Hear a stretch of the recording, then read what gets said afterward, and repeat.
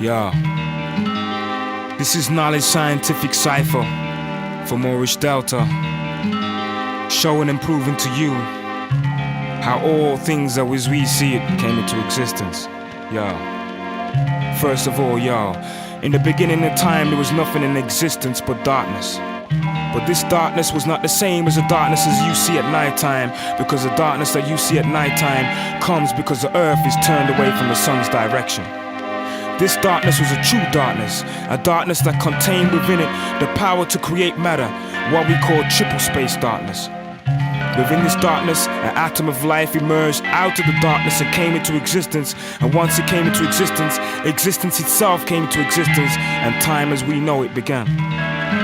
Now the feminine is a receptive principle, and the male is the active principle. And since this atom decided within its own consciousness to bring itself into existence, it was manifesting the active principle, making it a male being. And since it violated all scientific and natural laws and been able to bring itself into existence without no cause, it showed and proved that it was a being that was supreme over all things, the divine. And being a divine being, there is only one thing that that being could be: the maker, the owner, the creator, the God.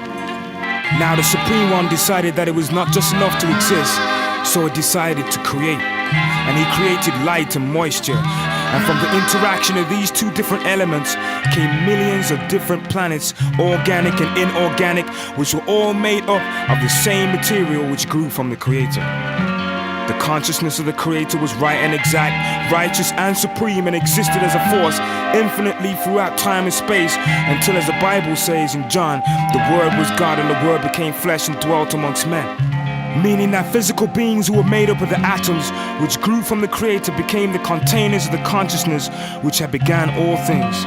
Physical beings which came in the form of the arm, leg, arm, head, and who were direct descendants are the same one who made all things and made up of the material that had existed with him. These beings were awakened to the fact of their true self and could connect thoughts with the same force and consciousness of God and walk the earth doing everything right and exact, building pyramids, traveling throughout space and time, and manifesting knowledge that the greatest scientists in the world today could never understand.